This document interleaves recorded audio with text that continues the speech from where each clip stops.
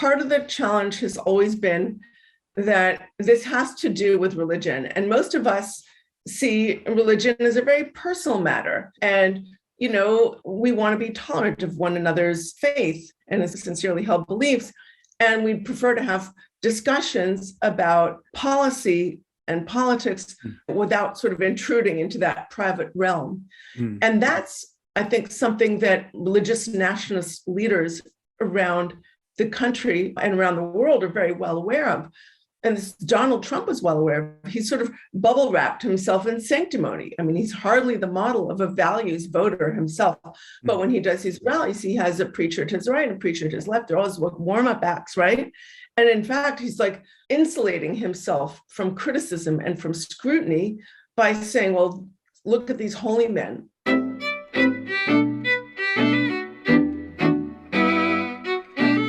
Hi, this is Frank Schaeffer, and this is my podcast, In Conversation with Frank Schaeffer. It is a live event on Facebook, then goes to YouTube, then goes to my podcast and all the places the internet allows you to post things. I'm going to be talking with Katherine Stewart today, who I'll introduce properly. We will put links to her book and any other links she gives us for those who want to follow up on her. And with that, let me just introduce Katherine. She's the author of The Power Worshippers Inside the Dangerous Rise of Religious Nationalism. I don't know, and I'm about to ask Katherine this when she wrote the book, but she could not have written a more timely book, obviously. And then more recently, I think it was last week, Katherine, correct me if I'm wrong, I read a New York Times article by you called "Christian Nationalists Are Excited About What Comes Next." And so let's talk about all that. But before we get to that, my background's very simple: thumbnail sketch, son of an evangelical pastor who became very famous. I was his nepotistic sidekick in the 70s and 80s. I've spent the last 35 years repenting of that and trying to distance myself and explain it. But no one ever asked me, why are you interested in the subject of the religious right or Christian nationalism? So now I'm going to ask you, because I don't know what your personal background is.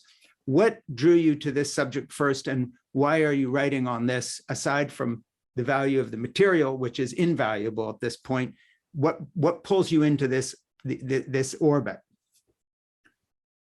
I first got interested in this topic in 2009. I was living in Santa Barbara, California, with my family, and our daughter was maybe 6 years old, and I learned that something called a Good News Club was coming to our public elementary school. Good News Clubs are target children in their very earliest years of learning in public elementary schools, 5, 6 years old, 7 years old, with the message that without Jesus, they're going to go to hell. The centerpiece of the program is called The Wordless Book. It's got no words, just pictures and colors and shapes, and it's used to convert children who are literally too young to read with this deeply reactionary message. And listen, I was really confused when I learned that they're after-school clubs and they require parental permission to join. But I know very well, anyone who has kids or has worked with them very well knows that kids cannot make a distinction between an activity that takes place in their school and one sponsored by their school. Kids this age think if it's taught in their school, often by their teachers, because sometimes teachers at school, the Good News Club often tries to get teachers in the school already to, work as Good News Club teachers after school. Those kids think, the public school has a cloak of authority. If it's taught in their school, it must be what the school wants them to believe. And they get really confused thinking that the religion of the Good News Clubs are supported by their school. And that's what the school and the government wants to them to believe. So I thought these kinds of clubs were wildly inappropriate in a public school environment, which is diverse. Public schools are supposed to be non-sectarian, neither denigrating nor promoting any particular form of faith, so that all families can feel comfortable. So I always thought it was sort of a one-off. But the more I learned about the Good News Clubs, the more concerned I became. And I was really stunned by the legal strategy that had made their presence in the public schools possible in these public elementary schools. Prior to 2001, Good News Clubs took place in churches, in people's homes, in parks, in rented facilities, any of the number of other places that we're all free to practice our faith, if any. And in our community, it was really interesting as a group of parents approached the Good News Club leaders and offered them free and better space in the church, literally next door to the school, the Montecito Covenant Church, beautiful church. And the Good News Club leaders declined. I mean, it was like maybe 40 feet away, and they declined. They insisted on being in the public school. And that's where I really thought, why do they need to be in the public school? If they really want to have an after school club for kids, why don't they? It wasn't even across the street. It was like just next door. So I started to sort of look into the Good News Clubs and movement behind it, the legal strategy that had made their presence in public elementary schools possible. And I began to recognize that, I went to their national convention. I went to Good News Clubs, ended up going to some Good News Clubs around the country, went through one of their training programs. And I began to recognize that the Good News Clubs were just one small part of a much larger war by the religious right on public education. And the war on public education was just one small part of a much larger war on America as a modern constitutional democracy. Now, I know you wrote about that experience because I read it, and forgive me that I'm so ill prepared, but I'm trying to remember, did I read that in a book or did I read that in an article? Because I know that story and it got my attention at the time when I first read it. And I've kind of been following what you've done since. When did you write that down and what was the context of that? I wrote a book called The Good News Club. That's it. Yeah. I published that book in 2012. Yes. And over the years, I trained as an investigative reporter early in my career. And over the years, I just kept researching and digging and writing about this topic. It's like I've fallen down a rabbit hole. Sure. And I can't get out. So let me tell you a little bit about this rabbit hole and how deep it is and how important it is right now to sort of understand what we're looking at. Yeah. I don't think we can understand the polarization in our culture. I don't think we can understand what's happening in our politics without understanding something about the Christian nationalist movement, its people, its modes of operation, its infrastructure. So let's unpack that in a minute, but let me ask you just a nuts and bolts question here about the power worshipers. When did that book come out? That book came out in 2020 and the paperback just came out. Okay, so the paperback, I knew something was new, and that's the paperback. I knew about the book before that when it did come out. The question I have for you is do you feel now that with the Supreme Court ruling, not just on Roe, but all of a sudden the coach praying at the 50-yard line and everything else that's happened, is there anything you would change or add to the power worshipers? Would you update it, or do you feel it was prophetic enough that essentially it stands? I wouldn't call it prophetic. It's just a deeply reported book over the past, since 2009, really, when I first got interested in this topic, past 13 years or so, I've been going to religious right meetings and strategy gatherings and conferences. I've been speaking to members of the leadership and members of the rank and file. I've been, watching as you probably have podcasts and listening to radio and reading what they've written, reading their books. And it's not that they're hiding, it's that we're not listening. Yeah, and I was going to jump in on that we're not listening part. So don't let me just breeze by that. Sorry to interrupt you. Keep going with what you're saying, but we're going to go back to that.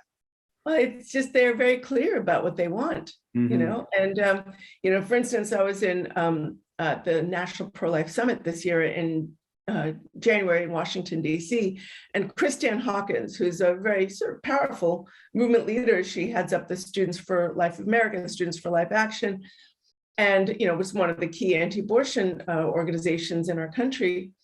And she said, let me tell you what we're going to do. We want to introduce a constitutional amendment banning abortion throughout the country. And by the way, everybody there expected Roe to be overturned. You could kind of feel it, the way we talk about it, and they'd be like a little coy, like, oh, we don't really know, but what we're going to do is this is going to be a 50-state battle. The idea that Roe is going to be overturned, they're not resting on their No. laurel. This is not taking us a moment to savor their success. They're like, this is great. They just see this as the beginning. They're like, great, we're going to make this a 50-state battle. And Christiane Hawkins said is, we want to introduce a constitutional amendment banning abortion throughout the country, but that's going to take some time.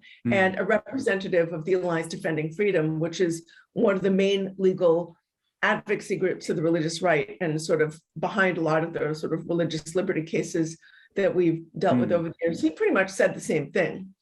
So, and in the meantime, they're pursuing these novel legal structures, these sort of long arm of the law structures, so that people in states where, like Texas, could sue not just an abortion provider in Massachusetts, but a taxi driver who drives a woman who needs health care to the facility, or maybe an internet service provider who provides information about obtaining reproductive care and abortion care on their website, things like that. So it's a deeply radical movement, and their view, they're just kind of getting started. I think to an underappreciated degree, the strategy is led by the legal advocacy organizations, the legal strategists, and that's why they've invested so much time and so much money and so many resources to transforming our courts. Yeah, and been very successful at it. Now, let me back up to that other issue we were mentioning a moment ago.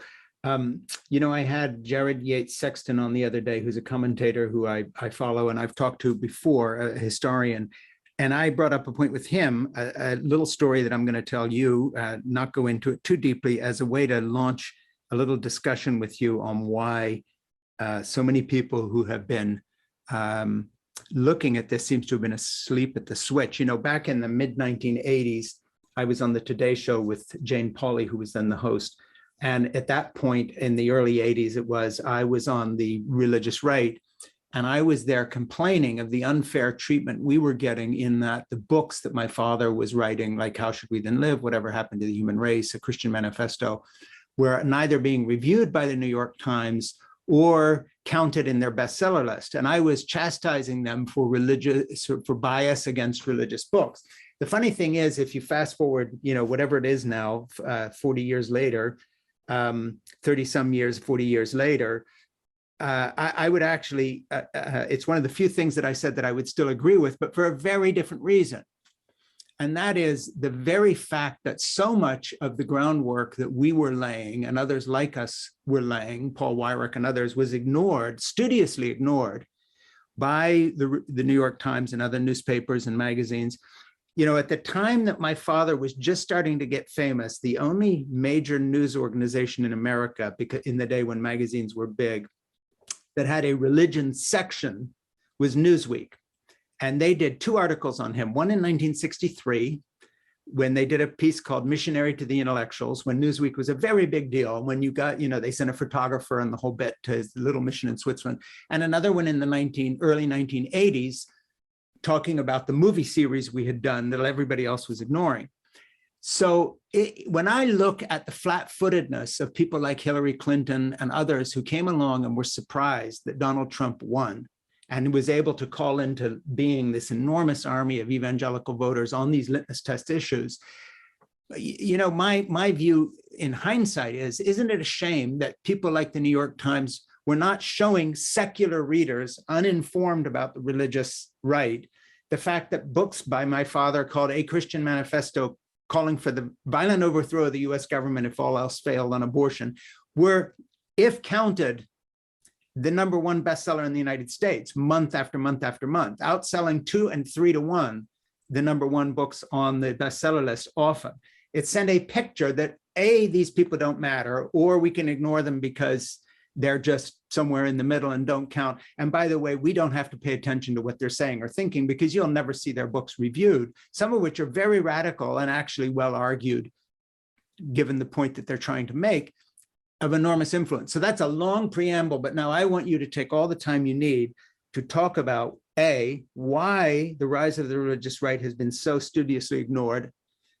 We've been caught again and again underestimating what's been going on. And now, even in the present tense, with the exception of, say, the article you wrote for the New York Times a couple of days ago or weeks ago, Christian nationalists are excited about what comes next. It's still far and few between in terms of really explaining what's going on. Have at it.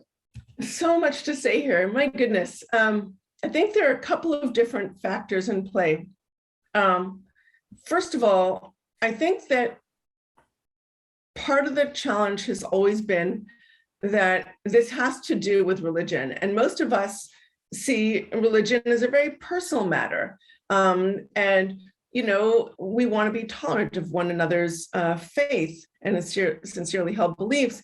And we'd prefer to have discussions about policy and politics without regard to that private, without sort of intruding into that private realm. And that's, I think, something that religious nationalist leaders around the country and around the world are very well aware of. And this, Donald Trump was well aware of. He sort of bubble wrapped himself in sanctimony. I mean, he's hardly the model of a values voter himself. But when he does his rallies, he has a preacher to his right and a preacher to his left. They're always warm-up acts, right? And in fact, he's like insulating himself from criticism and from scrutiny by saying, well, look at these holy men. And you see it around the world. Look at what Vladimir Putin did in Russia, or what Erdogan does in Turkey, or what the leaders in Iran do, right? Or When Modi in India with Hindu nationalism. Right, and when they bind themselves really tightly to very reactionary religious leaders and clerics in order to consolidate a more authoritarian form of political power, we rightly recognize this as a form of religious nationalism. And that's certainly what we saw with Donald Trump, and we see all kinds of politicians on the right doing it today. Let's not forget this movement that for many years, the Republican Party thought they could make use of, because they delivered, once they sort of moral majority came about, people started getting fundamentalists who had once separated themselves from politics started getting engaged with politics once again. They delivered a reliable slice of Republican votes. But today, the Republican Party is completely beholden to this movement. It's basically seized control of the Republican Party.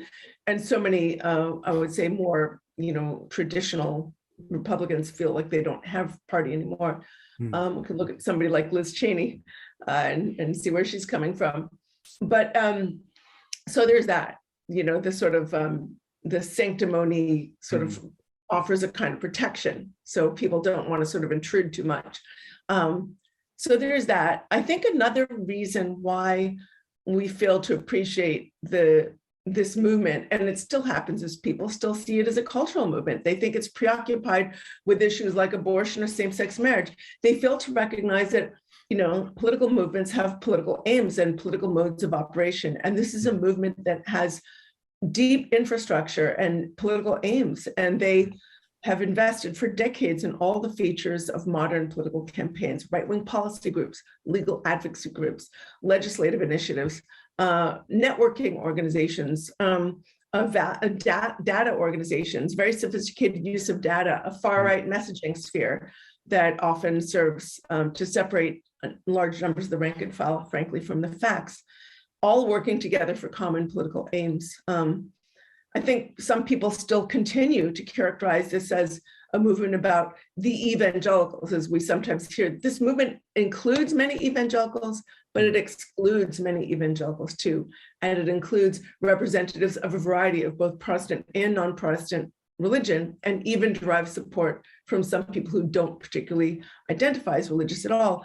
So I think that it's been misinterpreted and continues sometimes to be misinterpreted as just a cultural movement, whereas in fact, this is a political movement, and it has political aims, and it has ideas for our country that are not consistent with the best of the American promise and with our Constitution as it was written. So I think these are all factors in contributing to why the movement has not been explored. Now, that said, since you offered me all the time I need to unpack this, I want to say I think the message is really starting to get through.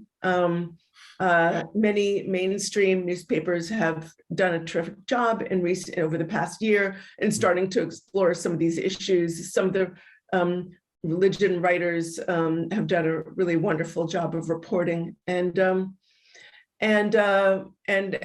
I think January 6th was really like a Rubicon, We all saw all that religious signage. We all heard the prayers. We all saw this sort of combination of religious nationalism and white nationalism, which are not the same thing, but there's like, if there's a Venn diagram, you see there's actually overlap, right? Sometimes quite a lot of overlap, although the relationships can be complex at times. So I do think the messages are, about the threat this movement poses to our democracy are breaking through. And I think people are very concerned. Most Americans, including most American Christians, reject the politics of conquest and division that this movement represents. And when you're talking about how it such a long time in coming and the percolation of all these groups working together, I think, one person who very much comes to mind and kind of being an example of the whole package is Amy Coney Barrett, because on the scrutiny side, I was amazed in the hearings knowing something about the group she came from, which is genuinely a cultic fringe evangelical charismatic group rooted in Catholicism, but essentially run along evangelical charismatic lines with, weirdly named handmaids who are in charge of people's lives, telling them who they can marry and date and so forth. My old friends on the Federalist Society that my dad was involved with at the very beginning of that organization, telling young evangelical lawyers, don't become pastors, don't become missionaries, go to law school, and someday you'll be a judge. This is 50 years in the making.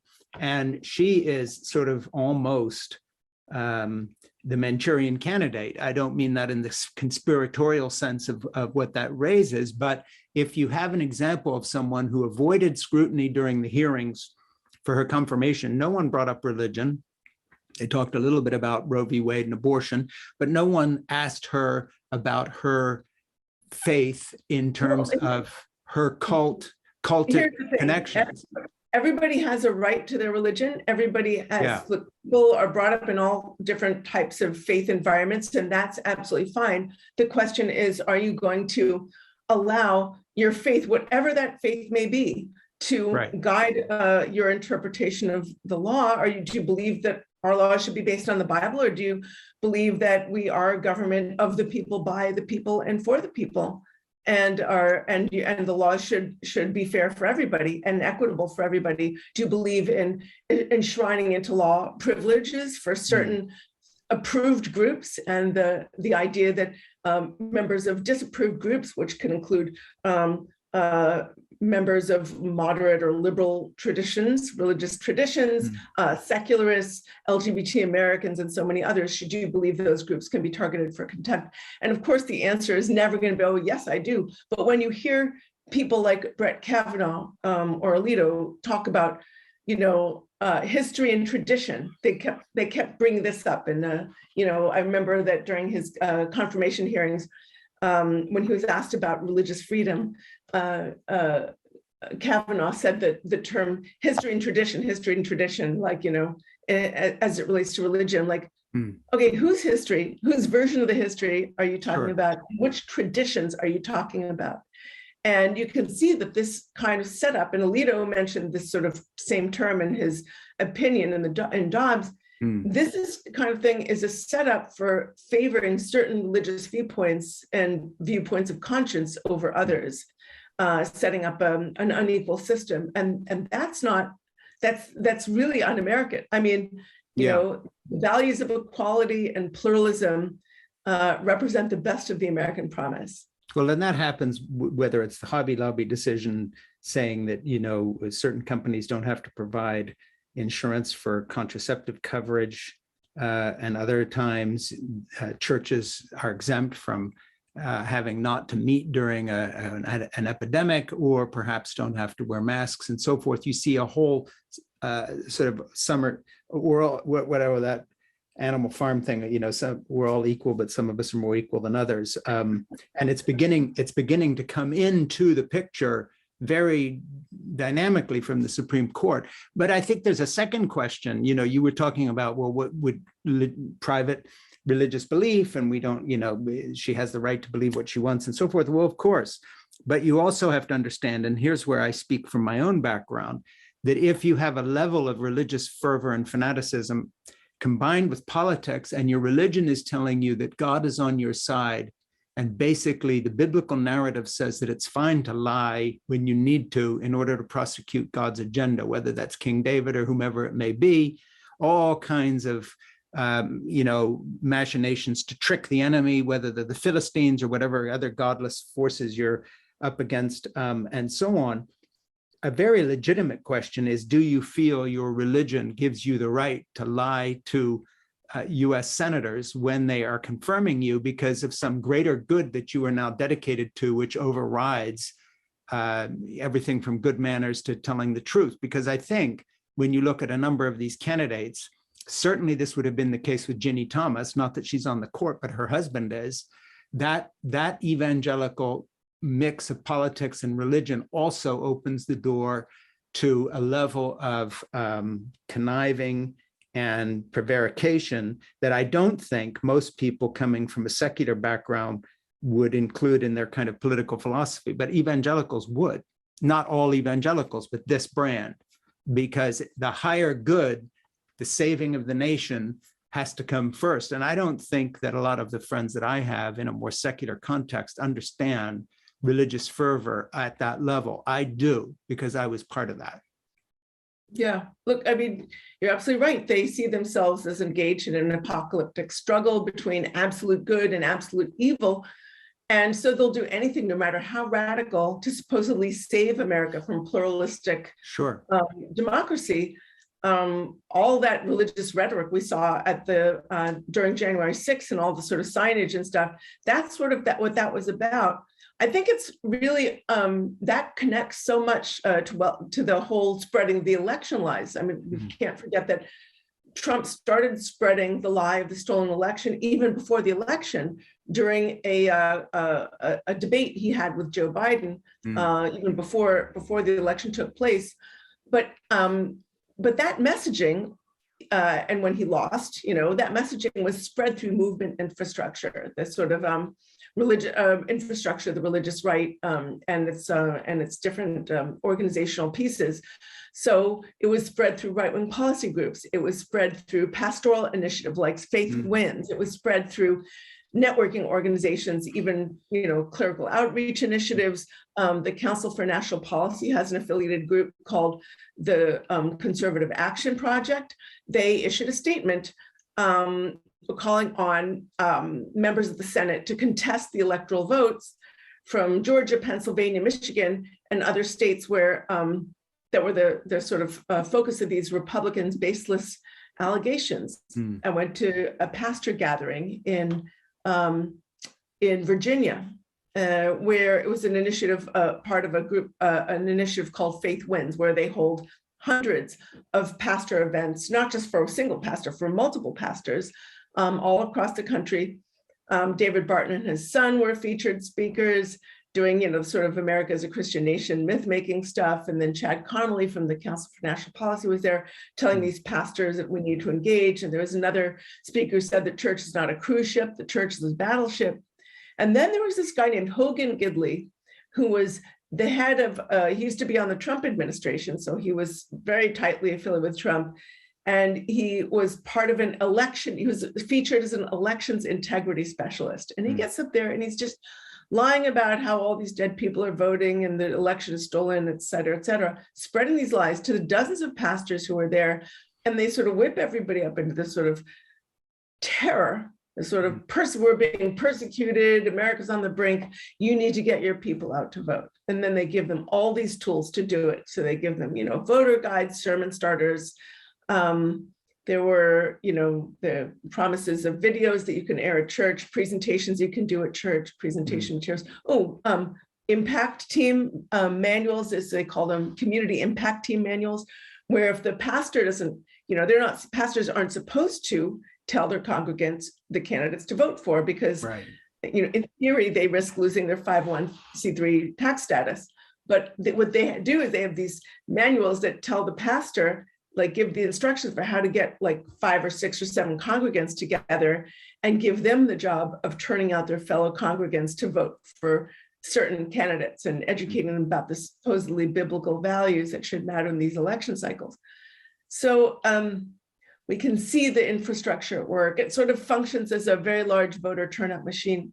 And one of the reasons we're dealing with such crazy polarization in our society today, and why the Republican Party has gone so far to the right, is because movement leaders threaten to run primary challenges to Republican politicians who fail to conform to their most radical policy positions.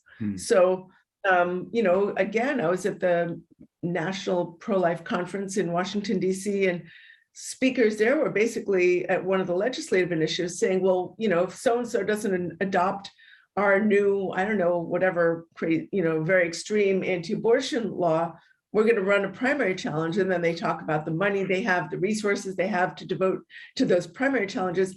And so a lot of Republicans today are in safe seats, in the states. And the only way they can be challenged is if somebody runs to their right. So they will adopt the hard right position in order to avoid those primary challenges. So, and I think there's something that, of course, back in the day when I was on the other side of the issues in the 70s and 80s, what we never foresaw was any element of our movement that would question democracy itself. In other words, even the theocrats like Rushdoony and Gary North and these other Reconstructionists were working under the idea that the kind of democratic way that we do things in America was here for keeps, and we had to undermine it by imposing biblical law. But at some point, we were going to need to work through the system. And now, of course, it's jumped the tracks to the point where the mainstream evangelical movement, where it has become politicized, has gotten to the point where not only is it questioning our democratic system of elections, they're working actively in state houses and through other means to try to end run the system completely, where you cannot win anymore within this system unless you are running a radicalized right-wing Republican who agrees with you on all the issues all the way down the line. I don't know, obviously you've been observing this, but maybe you want to just talk about that sort of change, because this is not the traditional evangelical position, even from back when we were involved with it. An overt anti-democracy position is really different. This is a new thing.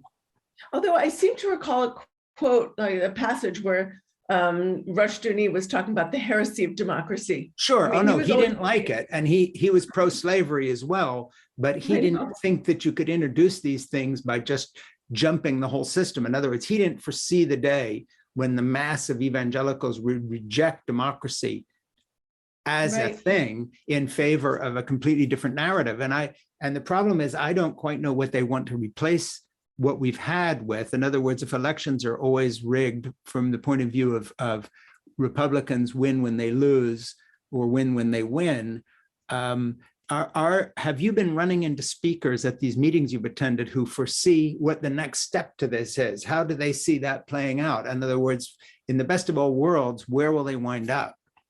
Well, what's really interesting is I think that these religious nationalists never bring about a religious democracy, and often not even a pure theocracy. What these religious nationalist projects tend to produce is kleptocratic, often nepotistic autocracies, where there is very little ability to scrutinize or exert any kind of check on leadership. And they just end up stealing from the public treasury, directing resources to their little group of friends. I mean, we've seen this all over the world. You just look at look what happened in Putin's Russia, look what's happened in, there are too many examples of theocratic regimes all across the world where you have sort of an oligarchic elite. And I think this is one of the reasons that one of the things people fail to understand about the movement. It's incredibly well funded because there are a number of funders that I think they're as committed, if not more committed, to far-right economic policies than they are to positions in the so-called culture wars. They're committed to low taxes or no taxes for the rich, minimal regulation of government or no regulation, of business or no regulation of business, policies that are going to privilege them and allow them to sort of avoid their taxes. And this would be the Kochs and the Mercers and people, but with also a new group coming in, because you have folks Musk now, talking sort of in the same vein, hating the SEC and talking about regulation. I mean, how far would that go in terms of sort of a weird alliance of the billionaire class and then right-wing religious activism, all of which feeds into this? It's kind of daunting. Peter Thiel, it's the same thing. I mean, it's very interesting. So these folks maybe, in it for the money, just in it for the money, because whatever they have isn't enough. But how do you get the rank and file to vote for those policies? How do you get them to support politicians who are going to intensify economic inequality, which is already at sort of record levels?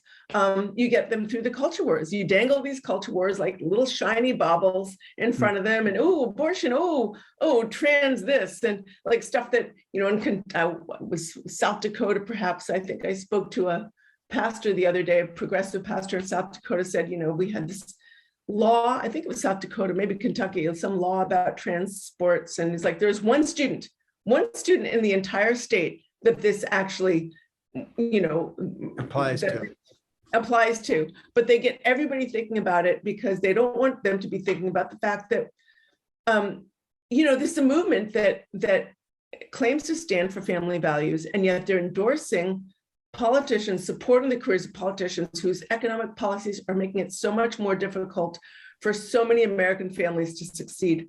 I remember in advance of the 2020 election, listening to, I believe it was Franklin Graham, and he said, Donald Trump is nostalgic for the 1950s and early 1960s, and we're nostalgic for the 1950s and early 1960s too.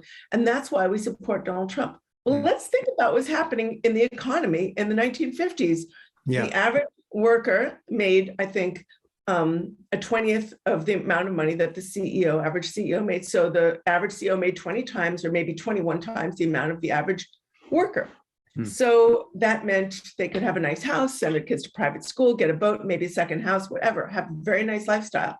Today, the average CEO, I saw some figure, it was like well over 400 or 600 times, like the sort of economic inequality. If you look at it, it's like the staircase is elongated, right? So much harder to get a leg up, and there's so much further down to fall. And but as far as a lot of the plutocratic funders of the movement are concerned, people like the DeVos Princes or the Wilkes brothers, or the Green family, or so many others that I describe in the Power Shivers. I mean, these policies are very much a part of what they're working toward. Well, they've always been more interested in the economics. I remember Rich DeVos, who started Amway with Jay Van Andel, helped fund our first film series, How Should We Then Live? I think he put $500,000 into it back in the day. And that was, in the 1970s. And he and I would talk, and he would say, well, I understand all, and he was very frank about it. He would say, well, I understand what Fran, that was my father, his interest in all this stuff and art and culture and in abortion and so on. But he said, what I really want you to do is read my book on capitalism, because in the end, this is what it's about. And I've got a signed copy from him in my thing saying to Frankie Schaeffer, who's on the right side of you just need to know a little more about capitalism. In other words, he was very open about the fact that, we're helping these pastors and preachers and Christian stuff, but the real agenda for him was supply side economics, and Jack Kemp was his hero, and the Laffer curve and all that, and on it went. So I, been there, done that. I want to switch gears for a minute and just talk about something that you've opened the door to here. And then I know we have to wrap up because you've got some stuff you've got to do. But it strikes me that in not making certain connections that you're making so well, again, where there's been a kind of a falling down, is that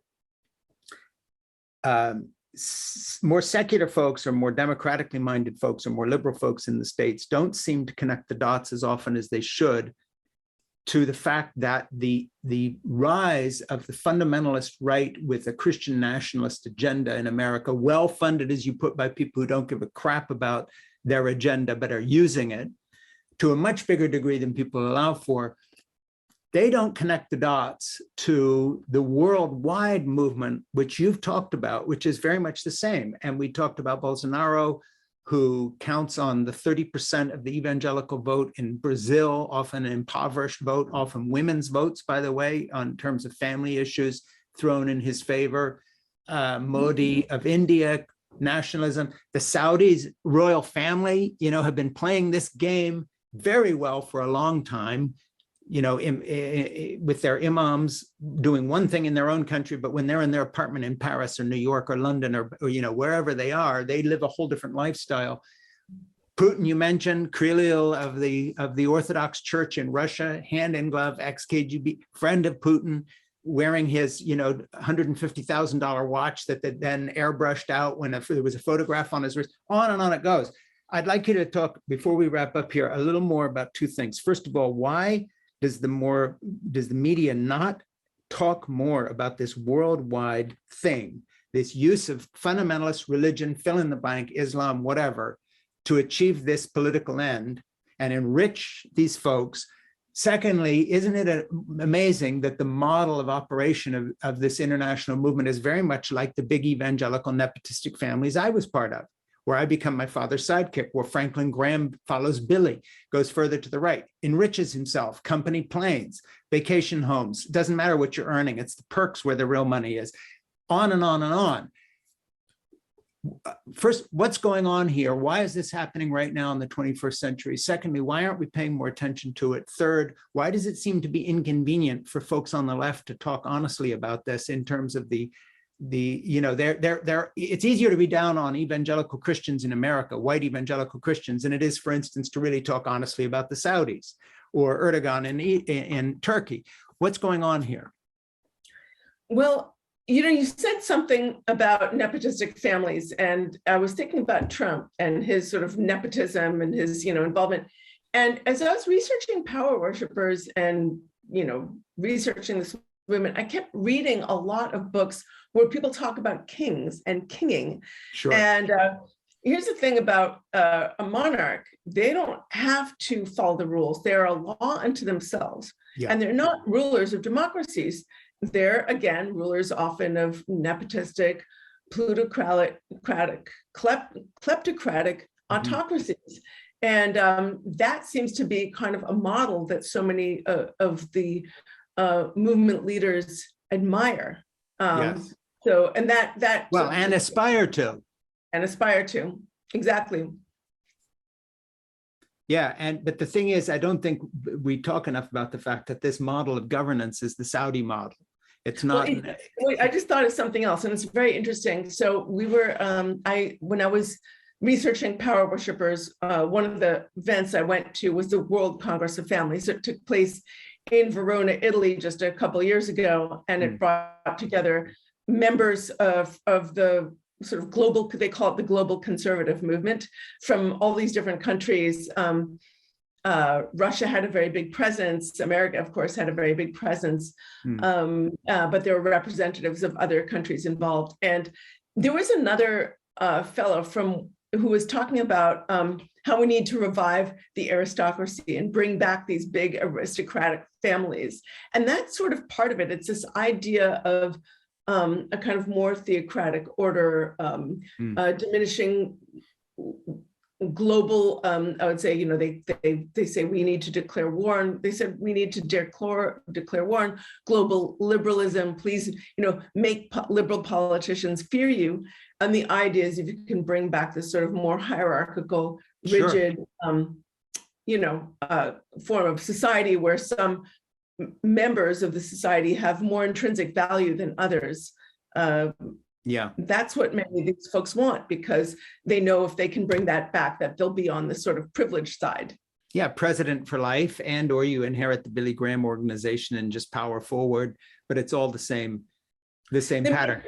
I know. The amazing thing is, I think about somebody like Jerry Falwell Jr., who then comes around and says, after all these many years of exploiting all these other people, including a number of children, comes around and says, oh, well, I didn't really believe that anyway. It's like, is that a defense?